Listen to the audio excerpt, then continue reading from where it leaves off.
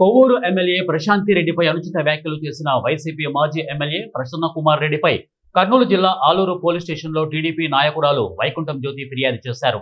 ప్రసన్న కుమార్ రెడ్డిని అరెస్టు చేయాలని TDP demand చేశారు. అనుచిత వ్యాఖ్యలు చేసిన మాజీ ఎమ్మెల్యే పట్ల జగన్ ఉదాసీనంగా వ్యవహరించడం సిగ్గుచేటు అన్నారు. రాష్ట్రంలో 11 సీట్లు వైసీపీ వచ్చినా సిగ్గు లేకుండా మహిళలను టార్గెట్ చేస్తూ అసభ్యంగా మాట్లాడుతున్నారు. ఇప్పటికైనా బుద్ధి తెచ్చుకొని వెంటనే క్షమాపణ చెప్పాలని, లేని పక్షంలో భారీ ఎత్తున మహిళలతో ధర్నా నిర్వహిస్తామని వైకుంఠం జ్యోతి హెచ్చరించారు. ఇంత అనుచిత వ్యాఖ్యలు చేసినా కూడా ఇంకా తప్పు అనేది చెప్పకుండా ఆయన నేను ఈ మాటలకు స్టాండ్ అయి ఉన్నాను, నన్ను అరెస్ట్ చేయండి అని చెప్పారు. అదే విషయంగా మేము సిఐ గారికి చెప్పాము. ఇక్కడ ఆలూరు స్టేషన్లో కంప్లైంట్ ఇచ్చాము.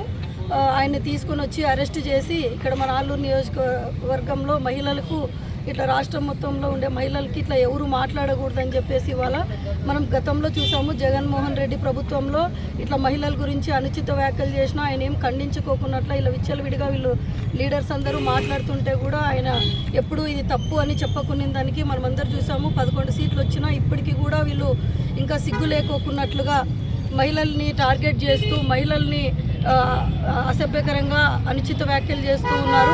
ఇట్లాంటివన్నీ తప్పు అని చెప్పకుండా ఇప్పటికీ కూడా ఖండించుకోకున్నట్టుగా ఇంకా ఆయన పరామర్శిస్తాను అది ఇది అని చెప్తా ఉన్నారు.